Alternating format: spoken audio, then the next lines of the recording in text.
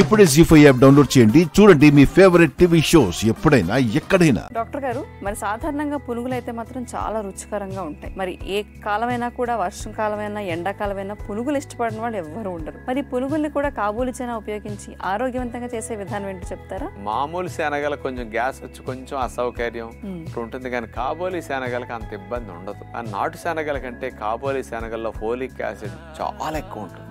మనకి 400 మైక్రోగ్రామ్స్ ఒక రోజుకి చాలు, కానీ అందులో 550 మైక్రోగ్రామ్స్ పైన 100 గ్రాముల్లో ఉంటుంది. ఈ కాబోలి శనగల్లో ఉండే ఫోలిక్ యాసిడ్ పునుగుల నూనెలో దేవారనుకోండి 0 అవుతుంది. ఏ బెనిఫిట్స్ రావు. ప్రోటీన్ కూడా దెబ్బతింటుందండి కాబోలి శనగల్లో ఉంటాయి. కానీ మన పద్ధతిలో మేకడ్ రాసి నాన్ స్టిక్ లో ఈ పునుగులు కాలిస్తే పోషకాలు పోవు, టేస్ట్ బాగుంటుంది, ఎక్కువ తినొచ్చు. అలాంటి హెల్దీ పునుగులు ఎలా తయారు చేయాలి చూడండి. కాబోలి పునుగులు తయారు చేయడానికి కావలసిన పదార్థాలు: నానబెట్టిన కాబోలి శనగలు 1 కప్పు, పాలకూర తురుము 1 కప్పు, కొత్తిమీర 1/2 కప్పు, టమోటా ముక్కలు 1/2 కప్పు, ఉల్లిపాయ ముక్కలు 1/2 కప్పు, పచ్చిమిర్చి ముక్కలు 2 టేబుల్ స్పూన్లు, నిమ్మరసం 1 టేబుల్ స్పూను, వెల్లుల్లి ముక్కలు 1 టేబుల్ స్పూను, అల్లము తురుము 1 టేబుల్ స్పూను, చాట్ మసాలా కొద్దిగా. ముందుగా ఒక మిక్సీ జార్ తీసుకుని వెల్లుల్లిపాయ ముక్కలు, అల్లము తురుము, ఉల్లిపాయ ముక్కలు, పచ్చిమిర్చి ముక్కలు, కొత్తిమీర, పాలకూర, ఉప్పు లేని లోటు లేకుండా పాలకూర బాగుంటుంది కాబట్టి అది వేసాం. వీటన్నిటిని ముక్కా చెక్కలాగా గ్రైండ్ చేసిన తర్వాత, మెత్తగా పేస్ట్ లా బాగోదు, ముక్కా చెక్కలా చేశాక నానబెట్టిన కాబోలి శనగల్ని ఆ మిక్సీ జార్ లో వేసేసి, గింజలు తీసేసిన టమోటా ముక్కలు వేసేసి, నిమ్మరసం వేసేసి అట్లా ముక్కా చెక్కలాగా పిండి రుబ్బుకుంటాం. అలా పిండి గట్టిగా ఉండాలి పునుగుల కోసం. ఇలా ముక్కా చెక్కలా గ్రైండ్ చేసిన పిండిని ఒక బౌల్లో వేసేసి దానిపైన చాట్ మసాలా వేసేసి ఆ పిండి కలిపేసుకుంటాం. ఇక పునుగులకి నూనె లేకుండా కాల్చుకోవటానికి నాన్ స్టిక్ గుంటల పాత్ర పెట్టేసి అందులో మేకడ రాసేసి పునుగుల పిండి అందులో వేస్తాం. ఒకవైపు మెల్లగా కాలిన తర్వాత వాటిని తిరగేసి మరోవైపు కూడా మెల్లగా కాలనిస్తే నూనె లేని హాని లేని పునుగులు కాబోలి శనగలతో ఇలా సిద్ధమవుతాయి. చాలా మందికి పాదాలు అనేవి బాగా నొప్పి పడుతూ ఉంటాయి. ఈ పాదాల నొప్పి తగ్గాలంటే గనక ఎలాంటి వ్యాయామాలు పనిచేస్తాయో డాక్టర్ గారిని అడిగేద్దాం. డాక్టర్ గారు, ఈ ఫుట్ పెయిన్ తగ్గాలంటే గనక ఎలాంటి వ్యాయామాలు చేయాలో ఒకసారి చూపిస్తారా? 3-4 రకాలుగా డిఫరెంట్ ఐటమ్స్ ఈరోజు పాదాల కోసం చూపిస్తున్నాం. మరి ఇలాంటివి చాలా చాలా సింపుల్ గా పాదాల నొప్పులు లేకుండా మీరు పని చేసుకోవడానికి సహకరిస్తాయి. అవేవో చూడండి. పాదాల నొప్పులు తగ్గటానికి ముందుగా కుర్చీలో స్ట్రైట్ గా కూర్చున్న తర్వాత 2 కాళ్లను స్ట్రైట్ గా చాపేసి పాదాల వేళ్లను మాత్రమే అలా వెనక్కి ముందుకి అట్లా కదపాల్సి ఉంటుంది. ఈ పాదాల వ్యాయామాలు చేయటం ద్వారా నొప్పులు బాగా తగ్గుతాయి, రాకుండా ఉంటాయి. కాస్త ఆఫీసులో కూర్చున్నప్పుడు కూడా ఖాళీగా ఉన్నప్పుడు ఎప్పుడైనా సరే కాళ్ళని ఇట్లా స్ట్రైట్ గా చాపేసి వేళ్ళు అట్లా కదిపితే కూడా నొప్పులు రాకుండా ఉంటాయి. ఇక రెండో వ్యాయామంగా ఒక కాలు మీద మరొక కాలు అట్లా పెట్టేసి పాదాల వేళ్ళని వెనక్కి విరవాలన్నమాట. చేతి వేళ్లతో పట్టుకుని అట్లా వెనక్కి విరవటం ద్వారా నొప్పులు బాగా తగ్గుతాయి, హాయిగా అనిపిస్తుంది. అట్లా బ్యాక్ బెండ్ చేస్తూ ఉంటే చేతితో పట్టుకుని అట్లా పట్టుకుని నొక్కుతున్నా సుఖంగా అనిపిస్తుంది, నొప్పులు బాగా తగ్గుతాయి, రాకుండా ఉంటాయి అన్నమాట. ఇక మూడవది, ఒక టెన్నిస్ బాల్ కానీ ఏదన్నా మెత్తగా ఉండే చిన్న బాల్ కానీ ఏదన్నా తీసుకుని నేల మీద పెట్టేసి ఆ బాల్ పైన పాదం పెట్టేసి పాదంతో బాల్ని ప్రెస్ చేస్తూ మూమెంట్ చేస్తాం. పాదాన్ని గుండ్రంగా 0 చుట్టినట్టుగా అట్లా తిప్పాల్సి ఉంటుంది. ఫార్వర్డ్ మూమెంట్ చేయాలి, మళ్ళా బ్యాక్వర్డ్ మూమెంట్ కూడా అట్లా చేస్తాం. ఒక పాదంతో ముందు అట్లా చేసిన తర్వాత రెండో పాదం కింద కూడా బాల్ అట్లా పెట్టుకుని మడం దగ్గర నుంచి వేళ్ల వరకు మధ్య భాగం అంతా కూడా బాల్ని ప్రెస్ చేస్తూ అట్లా మూమెంట్ పైకి కిందకి ప్రక్కలకి గుండ్రంగా అట్లా అన్ని రకాల మూమెంట్ అట్లా చేస్తూ ఉంటే బాగా పాదాల నొప్పులు తగ్గుతాయి. ఒక మసాజ్ చేసినట్లు అవుతుంది అనమాట పాదానికి. ఇట్లా ఈ 3 వ్యాయామాలు పాదాల నొప్పులు తగ్గించుకోవడానికి బాగా ఉపయోగపడతాయి. ఎక్కువ గంటలు నుంచుని తిరిగేవారు, ఎక్కువ గంటలు కూర్చునే వారికి బాగా పాదాల నొప్పులు వస్తుంటాయి. ఇలాంటి ఒక 5 నుంచి 10 నిమిషాలు కనుక ఈ 3-4 రకాలు చేయగలిగితే మీకు ఎన్ని గంటల పని సామర్థ్యం పెరిగినా మరి మీకు నొప్పులు మాత్రం రాకుండా రక్షించడానికి ఇవి బాగా ఉపయోగపడతాయి. ఇక ఈ రోజు మన ఆరోగ్యాలయం అనే అంశంలో భాగంగా ఆరోగ్యాలయంలో జరుగుతున్న గోసేవ గురించి మాట్లాడుకుందాం. డాక్టర్ గారు, మరి ఆరోగ్యాలయంలో నిజంగానే ఒక ప్రకృతి ఫీల్ ఇచ్చేసినట్టున్నారు మీరు ఈ గోవుల్ని ఇంట్రడ్యూస్ చేసి.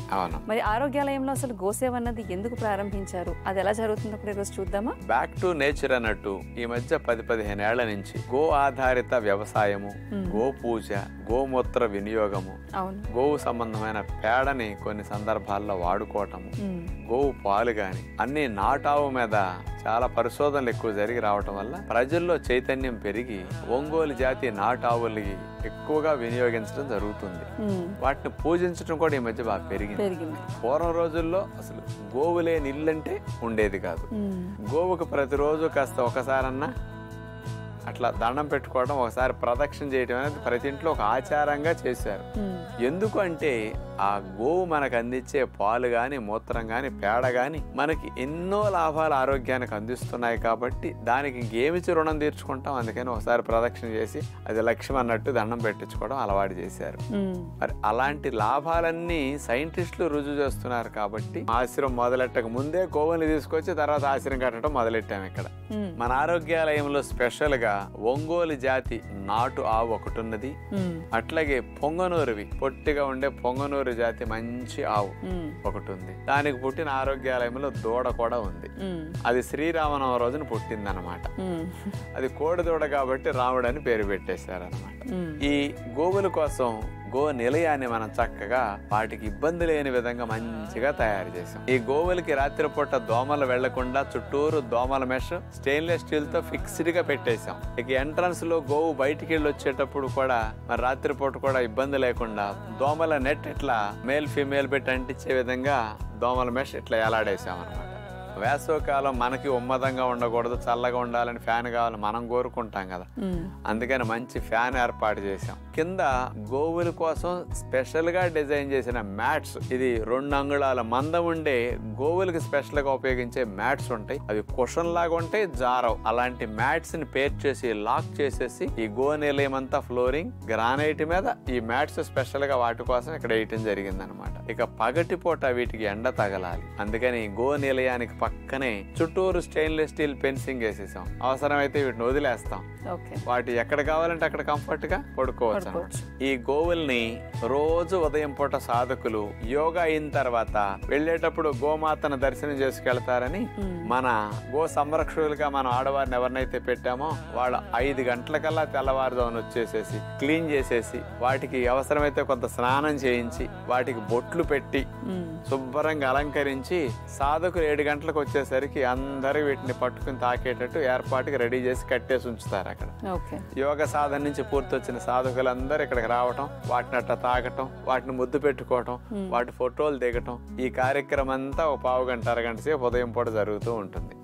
మరి రోజు కట్టేసి ఉంటే వీటికి కాస్త కాళ్ళు పట్టేస్తాయి, కండరాలు పట్టేస్తాయి కాబట్టి వీటికి రోజు ఆశ్రమంలో సాయంకాలం పూట 2-3 రౌండ్లు ఆశ్రమం అంతా వదిలేస్తే కూడా గో సంరక్షకులు ఉంటారు. అవి నడుస్తూ చక్కగా తిరుగుతూ ఉంటాయి. 5-6 రౌండ్లు 4 రౌండ్లు అట్లా తిప్పిస్తే కాస్త కాళ్ళు కీళ్ళు వీటికి ఫ్రీ అవుతుంటాయి. ఇక్కడ మన ఆరోగ్యాలయంలో మనం గింజలు బాగా తింటాం కదా, వాటికి కూడా సజ్జలు, జొన్నలు, రాగులు ఇట్లాంటివన్నీ కలిపిన దానా తయారు చేసి రోజు పెడుతుంటారు. మంచి తౌడు పెడతారు, పచ్చగడ్డి బాగా పెడతారు. ఈ గోవులు కూడా పళ్ళు గింజలు బాగా తినడానికి అలవాటు పడతాయి ఇక్కడ. కాబట్టి మన భారతీయ సాంప్రదాయంలో ఒంగోలు జాతి నాటావులకు ఉన్న ప్రత్యేకత చాలా ఎక్కువ కాబట్టి దాన్ని అంతరించిపోకుండా వాటిని కాపాడుకోవటం, వాటిని సేవించటం మన ధర్మం. కాబట్టి ఈ ప్రకృతి ఆశ్రమంలో గో నిలయాన్ని ఏర్పాటు చేసి 600 మంది సాధకులకి ఆ గోవులు కనపడితే మంచిదని, వాటి దర్శనం మంచిదని మన వంతుగా ఏర్పాటు చేసి సిద్ధంగా ఉంచి ఇట్లా సంరక్షిస్తూ ఉన్నాం. జీ5 యాప్ డౌన్లోడ్ చేసి అన్ని ఎపిసోడ్స్ పూర్తి ఉచితంగా చూడండి.